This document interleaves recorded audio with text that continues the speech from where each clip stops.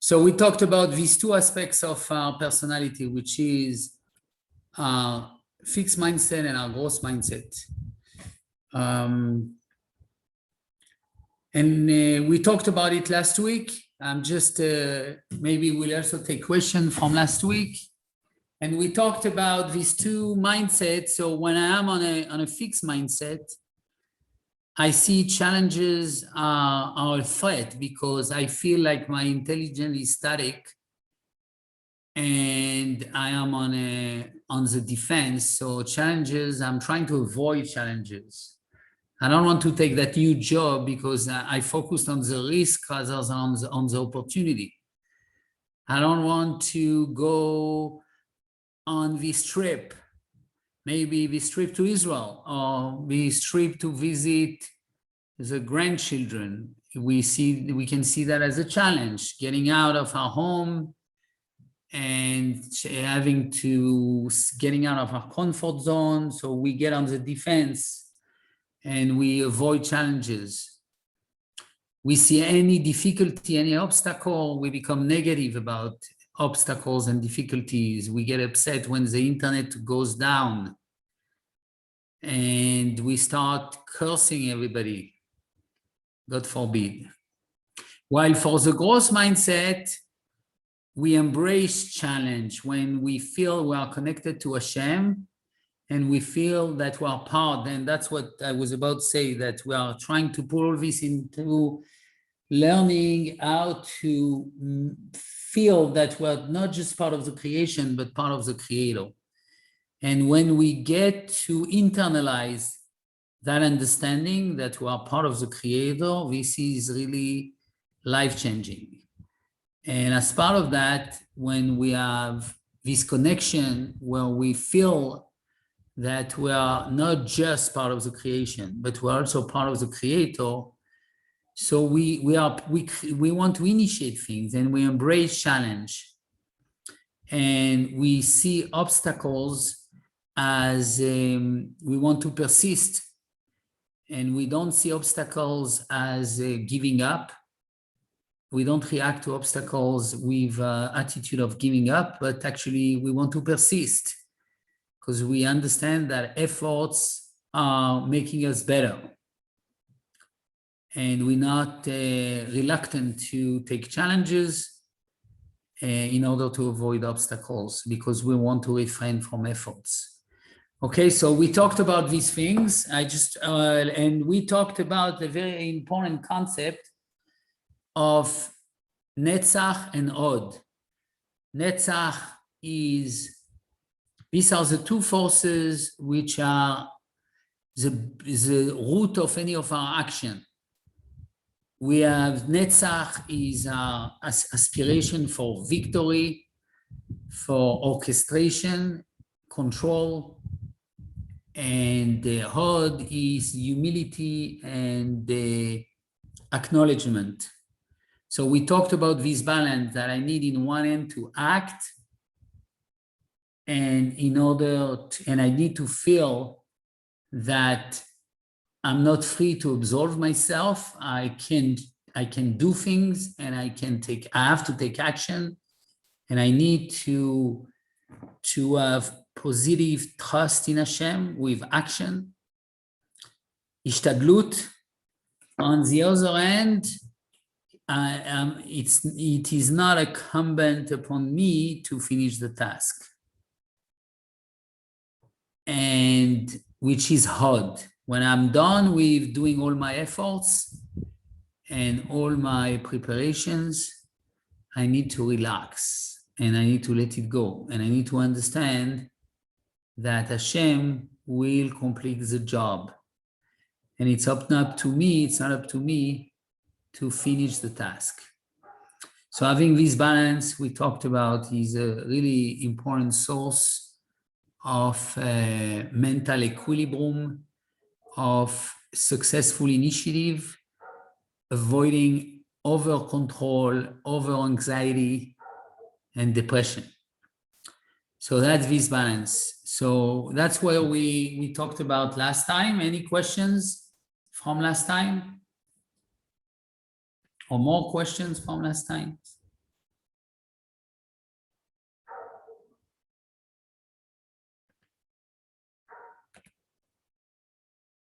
Hello, Pamela. Happy to see you again.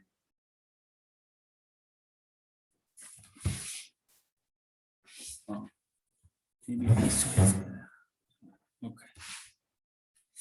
Okay. Any questions, remarks?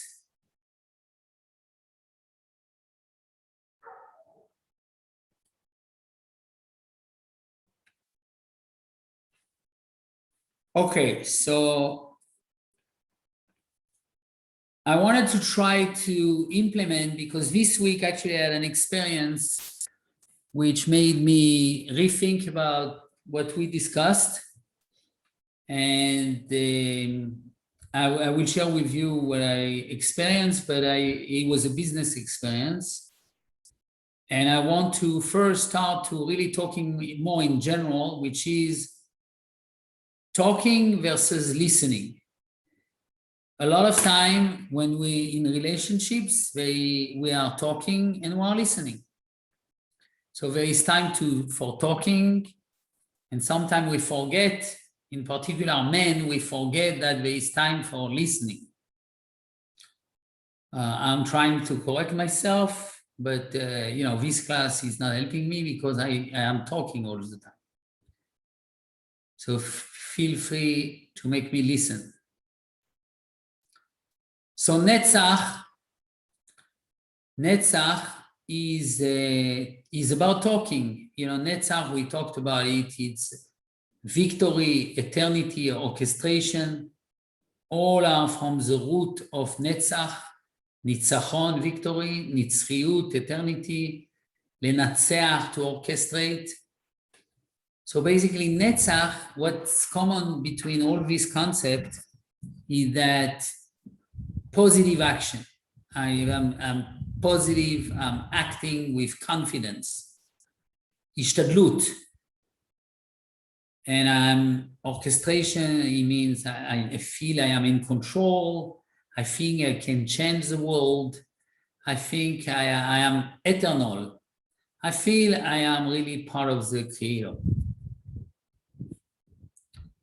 And then when I'm done, we talked about Hod. That's okay. And now I relax. There's nothing more to do. I acknowledge the Hashem power on everything. And even in Netzach, I was under the acknowledgement that Hashem give me the strength to win and to orchestrate. But now in Hod, I am now refraining from acting. It's a time for davening, for prayer. So these are the two states we talked about. But then what's interesting is that we have also 4 combinations. We have Hod within Netzach. So within Netzach, I also have Hod. Like during the 7 weeks of the Omer. Well, you have one of the midot, attributes within another attribute. So within the attribute of Netzach, I have the strength of Hod. And within the attribute of Hod, I have the attribute of Netzach. And actually from this analysis, we'll see how Kabbalah is going one step ahead, modern psychology, okay? And I want to give a concrete example. So I think this is also very important for that. Why do we learn this Kabbalic model? Not just because they are holy and they are coming from our sages. Of course, that's enough to learn, to study them, but we also see that they are empowering us to go beyond Occidental culture, beyond scholars and scholarship culture, beyond modern psychology. So to go back to this, when I am talking, I am in a Netzach state. When I'm listening, I am in an Hod state. So then there is Hod within Netzach. So what is Hod within Netzach? Any idea?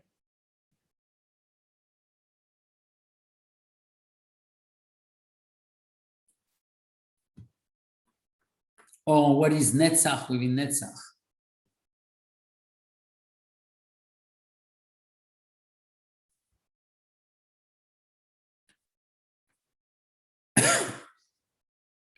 So Hod within Netzach is, I'm talking, I'm within Netzach. I'm talking, I'm acting, I'm in a positive action mode. But even as I'm talking, I'm very carefully listening, or I am recepting, I'm very attentive to the person I'm talking to. I'm looking at the eyes, I'm looking at the body language, I'm looking at any sign in order to understand the effect of my talking. So yes, I am in Netzach, I am in positive action mode, yet I am within my ishtadlut, within my aspiration to act and make the world a better place. I am listening to the world, or I'm listening to my significant other. And I am, because I really want a relationship. And if I really want a relationship, I'm not just talking to convince, but I'm talking to exchange.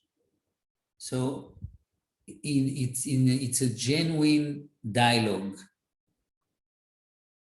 Sometimes I'm Netzach within Netzach. Sometimes I am talking and I'm acting because I need to convince. So for example, if I'm making a speech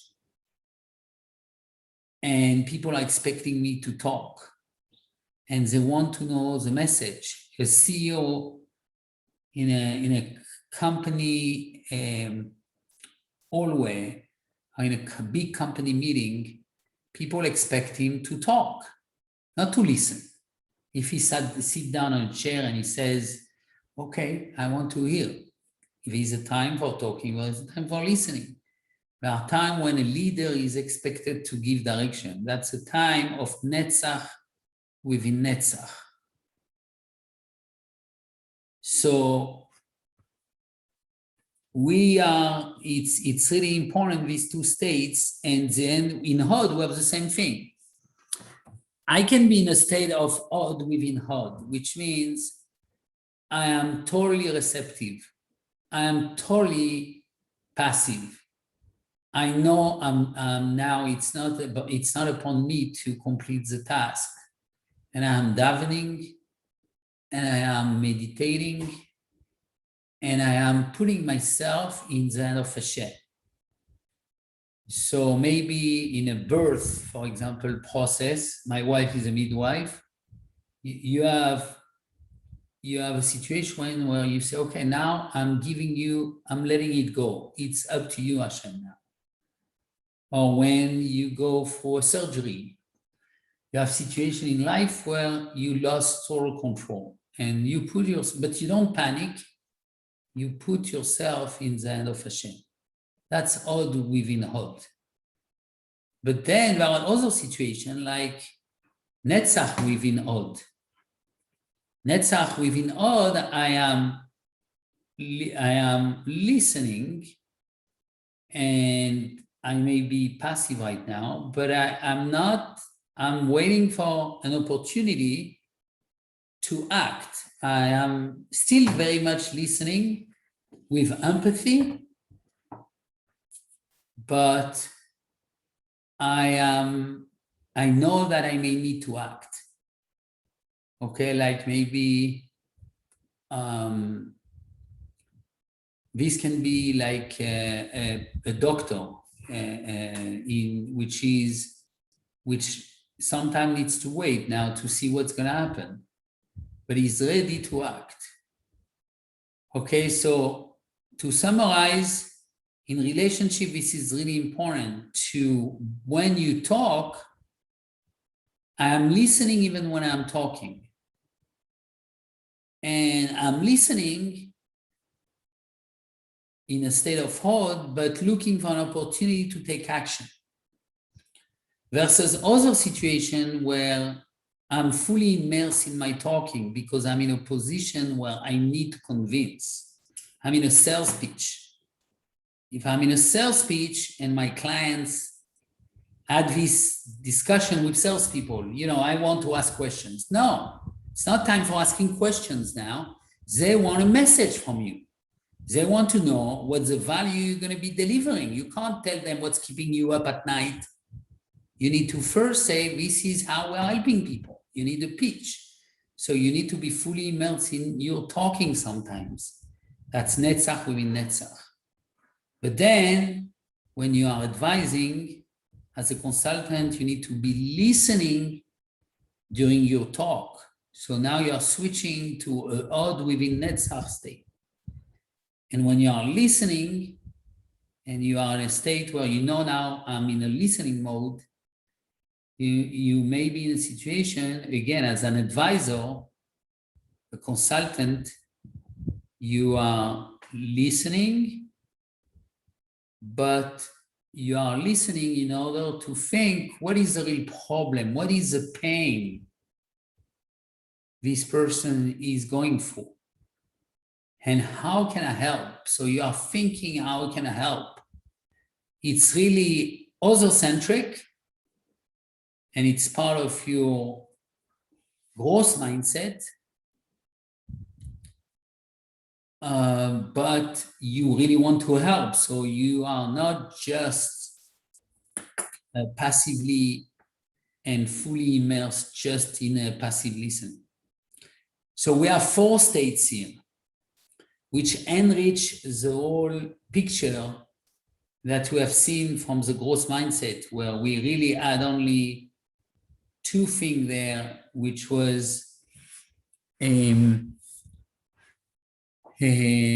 we were talking about here, we're talking about challenges and obstacles, which was really how to overcome challenges, how to tackle challenge, to embrace challenges and to overcome obstacles. We talk about these 2, Netzach and Od. Here we are seeing that there is another level of resolution. When you apply this to relationships or business, you end up having 4 states of Netzach and Od, these 4 states.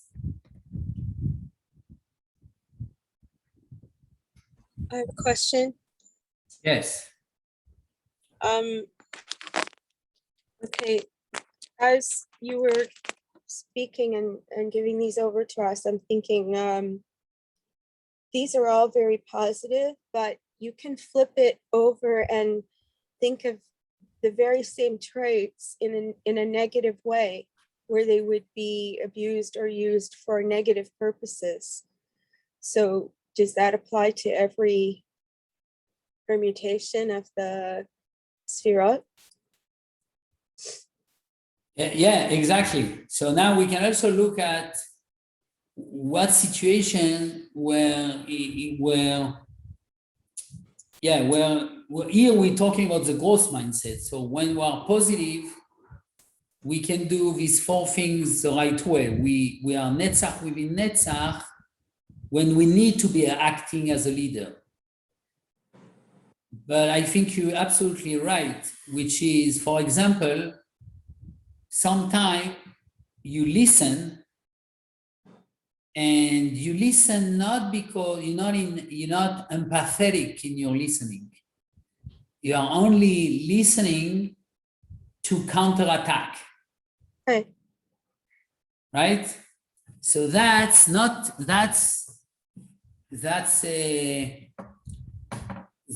Netzach within Od in the static mindset, in the Nefesh HaBehemit. So you're right, every one of these things, you can flip it and find the negative situation. So let's maybe do it. So you gave an example, or I don't know which one you wanted to give. For me? If you want a specific example, yeah. Well, an extreme example would be like Netzach Shebenetzach is when like if somebody wanted to completely, steamroll like a bulldozer over the other person in order Exactly. to their way. Yeah, so the Torah is calling it Kochi ve'otzem yadi asu li et hachayil hazeh. Moshe is telling the people of Israel, don't say in your heart, my strength and my power has made me successful. But know that every time you are successful, Hashem hu hanoten lecha koach la'asot chai. You need to be winning. You need to be aspiring to make the world a better place. But you need to do it with the awareness that is coming from Hashem. So the opposite of that, as you mentioned, is a bulldozer attitude, where it's my way or the free way, where you don't listen, you don't care, you just are like idol worshiper. You lost your ability to balance and listen and understand the situation. You disconnected from Hashem. You are only connected to yourself and you are in a survival mode. In a survival mode,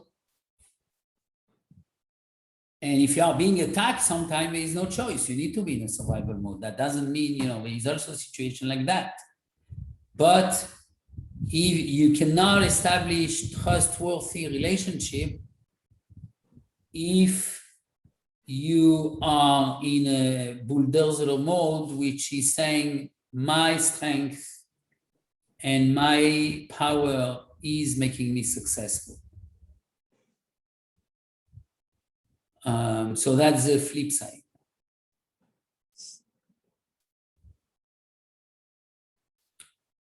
The flip side of odd within odd, for example, would be, it's the religious people. We talked about it. That's called in Kabbalah, Odi nehefach lemashchit. When my hod, my humility became a disaster. We talked about it. When you say, Hashem, the religious people do that a lot. And it's a terrible thing. Hashem will solve everything. We don't need to worry about anything. We can do things. We rely on miracles. Okay, we don't need to trust the doctor for corona. Hashem will solve everything. That's actually static mindset. That's the animal soul, but which is dressing up like religious. And you're saying, I'm totally, Hashem will do it all. And it's written in Talmud that at the end of times, you will see a lot of negative phenomena, and one of them will be people will say, אין לנו על מי לסמוך, אלא על אבינו שבשמיים. We have nobody we can count on, but our Father in heaven. We don't have anything to act. We are not part of the Creator. We are just nothing. We are nothing. Okay, so now it doesn't mean that there are situations where, as we described, you need to put yourself in the hand of Hashem. You don't have any control now. You are in an extreme situation like during a birth. You cannot control what's going on. And you put yourself, say, Hashem, I am with you. You decide what happened with me. But when you have control, when you can do things, when you can go to the doctor, when you can put a mask to avoid the virus, so then it's a huge sin to say everything Hashem, because Hashem created you. Hashem created you and gave you free will, so you decide.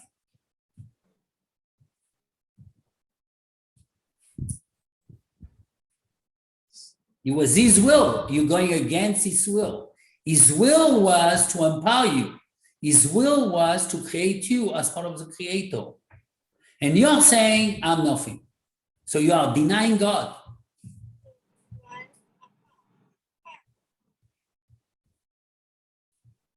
Wow, That's that's the profound. what? That's profound.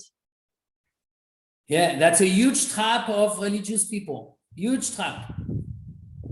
How to be non-religious and looking like a religious. That's really the biggest trap.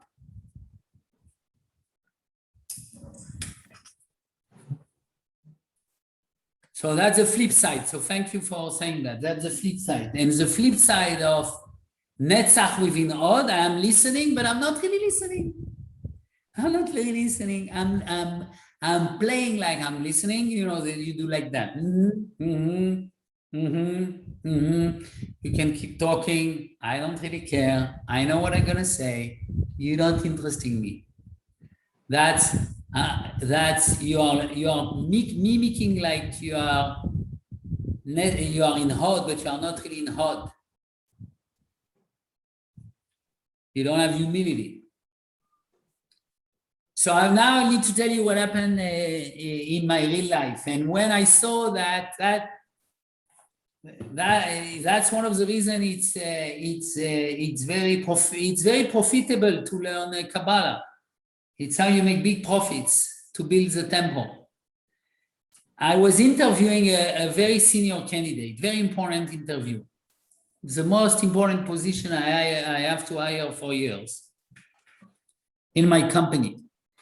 The guy, super strong guy, incredible track record. We had the first meeting in Zoom. He was great. We set up immediately for the next day's second meeting.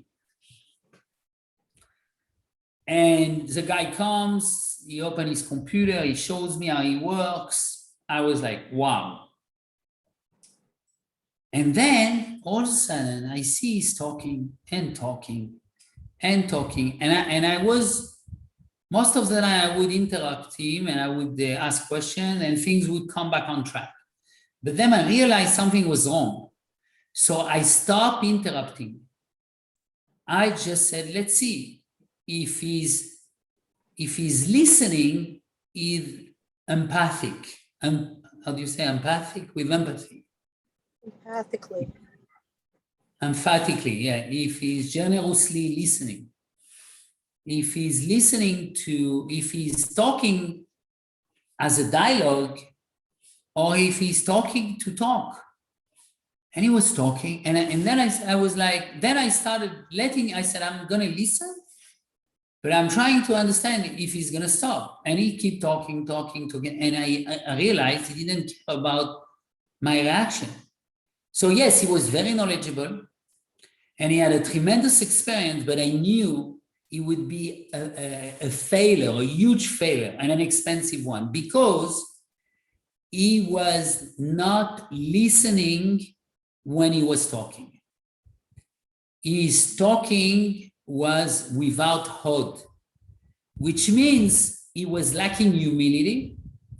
And if he would tell me when he would start his new job, he wouldn't try to learn how we are about our existing successes and what we have accomplished so far. He would tell you, I believe, he would have come to a point where he said, listen, I have experience. This is what you need to do. I don't want to hear about your customer experience. So we parted company. I explained to him that I think he should stay where he is because he's very successful. And he thanked me. He said, you know, you're right. I want to stay where I am. So this helped me. This model really helped me to identify that when I'm talking to a candidate, I do want people with Netzach.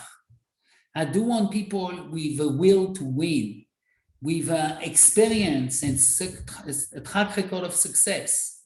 Nevertheless, I want them, when they are trying to convince and they are pitching, I want them to be listening, to have empathy in their talking, and to try to see if how their talk is being received.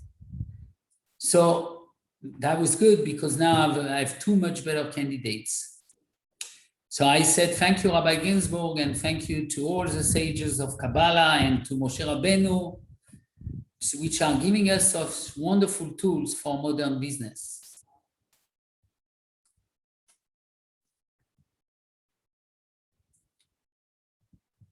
What do you think? You can apply this to your business?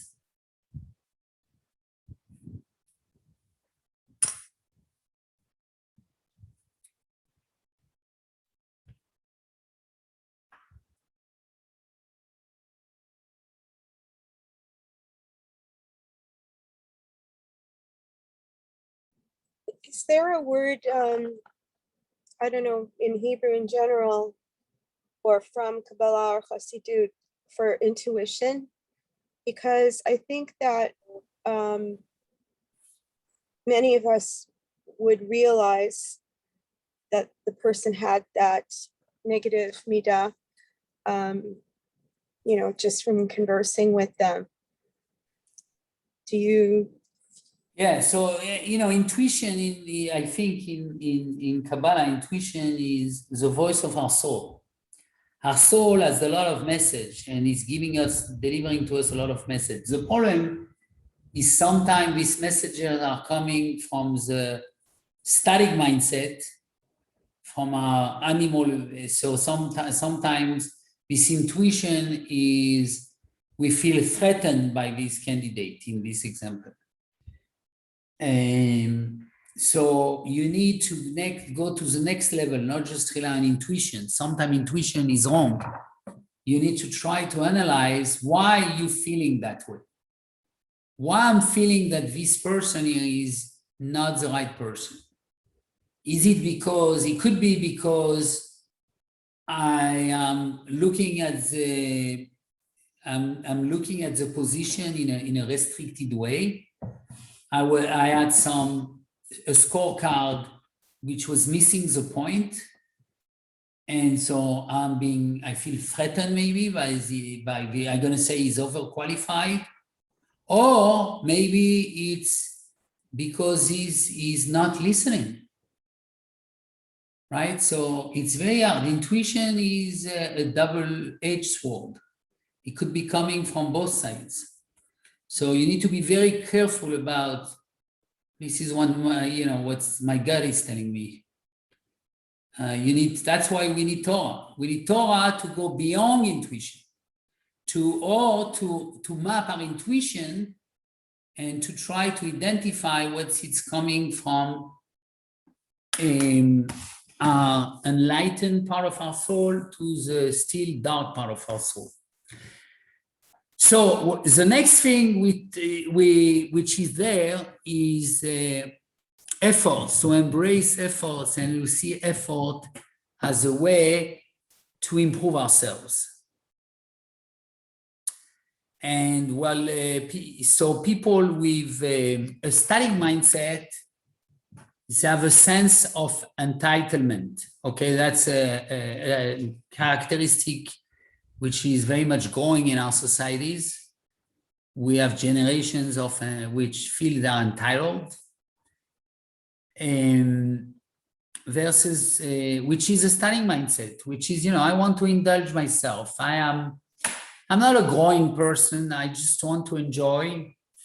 I'm coasting. I'm coasting through life. I want to avoid obstacles. I want to avoid challenges, and I don't like efforts. I want to avoid efforts. So that's because I feel entitled. I think magiali, I deserve all this. So that's obviously, the root of all evil, to feel entitled. We need to remember that every breath and every second of life is a gift that Hashem is giving us. And we're not entitled to life. It's a miracle that we are living. If we analyze also, if you go back to your ancestors and you look at the history of your family, or you look at the history of the Jewish people, you're gonna realize that you are a walking miracle. We are all walking miracles. The fact that the world is still standing with all the nuclear weapons out there, and with all the evil in this world and all the mess the mankind made, it's a miracle that Hashem is protecting the Jewish people and is protecting the world. What Israel is a miracle. The fact that Israel has been thriving for 73 years, the state of Israel, it's also a miracle. So when you go, you understand that, so you understand you're not entitled and everything you got is a blessing. And efforts is and any nisayon, and we're in the 3 weeks. And we remember the destruction of the temple not as a mere historical facts. The reason why we remember the suffering of the Jewish people, the loss of our sovereignty, the loss of the Shekhinah presence among the Jewish people, it's not just we want to be like, oh my God, this is terrible. No, it's not about despair. It's about realizing that we are a walking miracle. It's realizing that despite all this sin that we made, and despite all this hatred which was within the Jewish people, and despite all that, we have come back from the ashes of Auschwitz, from the ashes of the temple. And we are all walking miracles. And without Hashem protecting the Jewish people, and without us being part of the Creator, there is no other way to explain our own existence. So that's all the 3 weeks are about. It's about realizing that there is evil in our world, realizing that there is distraction. Distraction is an option, and maybe distraction is the most logical option. Nevertheless, Hashem, with His mercy, He has made miracles after miracles to make the rebirth of the Jewish people and the return of the sovereignty on the Jewish land, on Eretz Israel. And we're only at the beginning. That's why we continue to remember. So that's also how this is related to the 3 weeks. So actually, we don't have much time for that. Maybe we'll stay on the 3 weeks thinking, and we need to really think and learn what happened to our forefathers, to learn what our heroic were some part of the people which were ready to fight and give their life for the eternity of Israel. And the fact that we were able to push back on the Romans multiple times, and we were able to overcome the Romans at the time of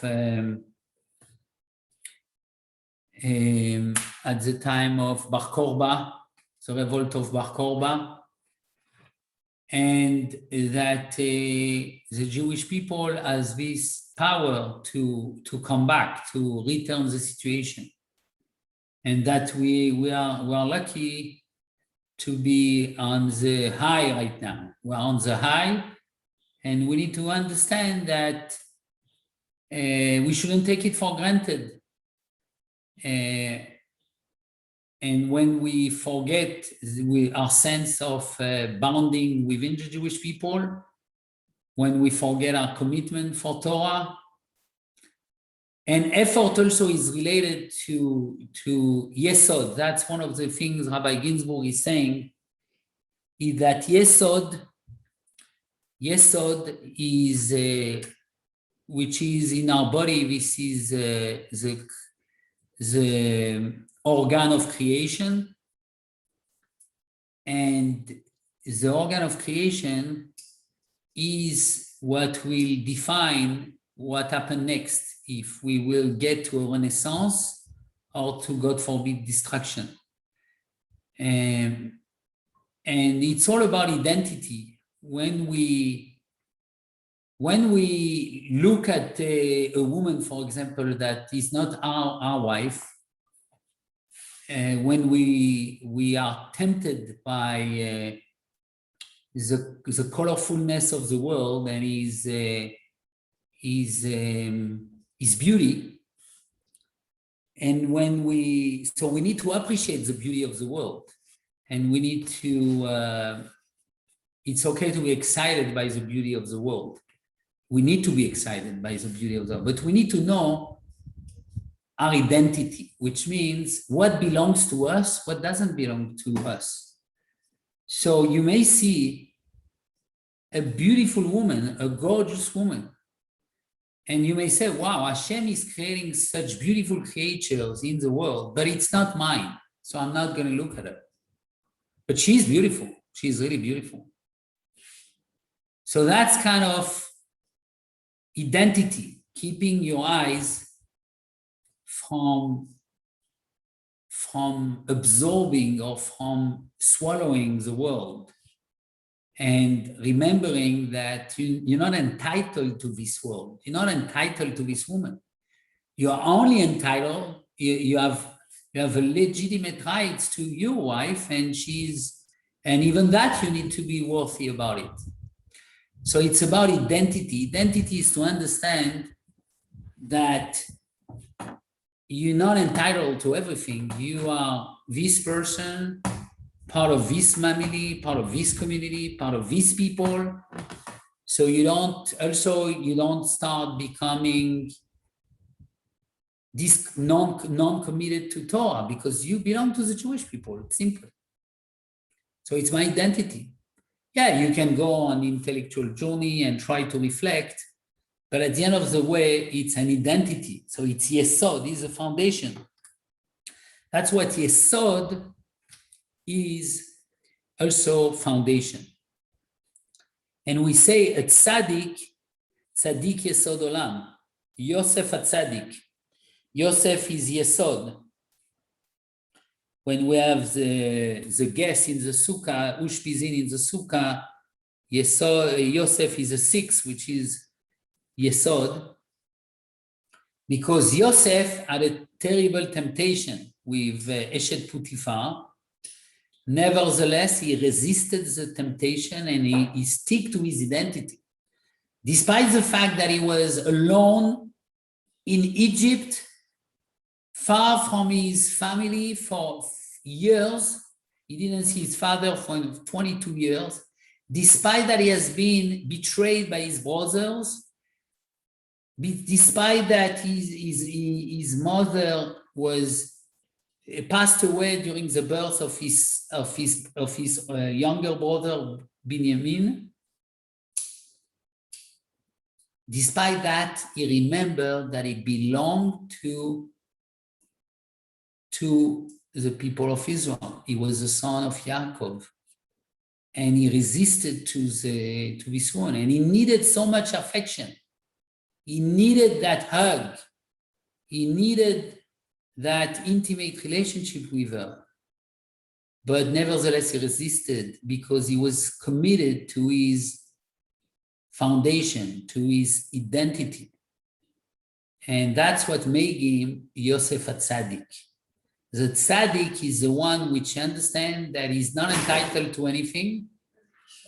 And that's the one which is fully committed to his identity and ready to give his life to his identity. So that's Yesod. That's what we have here, effort, not to be reluctant to effort and to be willing to go the extra mile, and to be reminded all the time that we are fully committed to our identity.